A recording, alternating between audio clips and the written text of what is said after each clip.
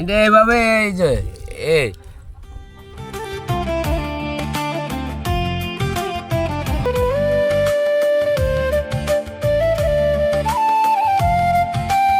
চরের এই ভাতটা এটা আসলে অনেক সফট এবং সুস্বাদু এবং নরম।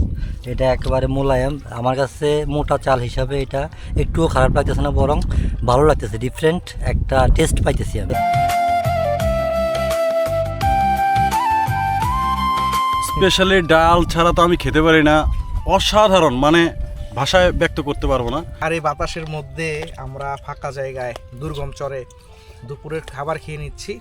মাশাআল্লাহ, অনেক অনেক মজা হয়েছে। এই যে দেখুন হাঁসের মাংস, এইখানে কিন্তু আবার মোরগের মাংসের ব্যবস্থা করছে। এই মোরগ হচ্ছে এই চরেরই। এই যে মুরগি দেখতে পাচ্ছেন, এই যে দেখতে পাচ্ছেন, এইখান থেকে কিন্তু একটি মোরগ আমাদের জন্য রান্না করছে। এই হচ্ছে চরের মানুষের মন, এই হচ্ছে চরের মানুষের ভালোবাসা।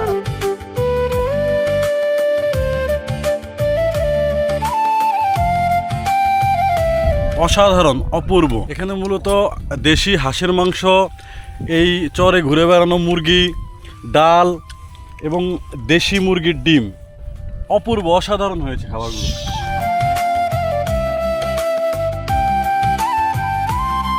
স্পেশালি ডাল ছাড়া তো আমি খেতে পারি না। অসাধারণ, মানে ভাষায় ব্যক্ত করতে পারবো না। কেউ খেয়ে দেখলে সেটা বুঝতে পারবে আসলে কতটা টেস্ট হয়েছে।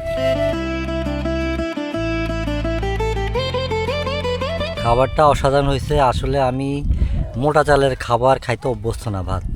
আমি চিকন চালে অভ্যস্ত, কিন্তু চরের এই ভাতটা এটা আসলে অনেক সফট এবং সুস্বাদু এবং নরম।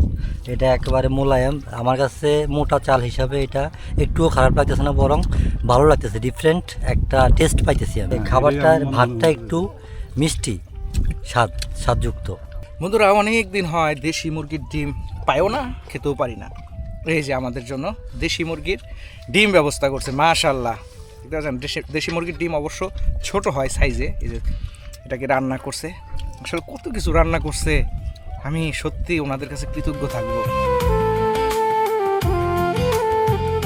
দেশি মুরগির আসলে ডিমের কুসুম একটু লাল হয়। কিভাবে? এটা এভাবে এই যে এই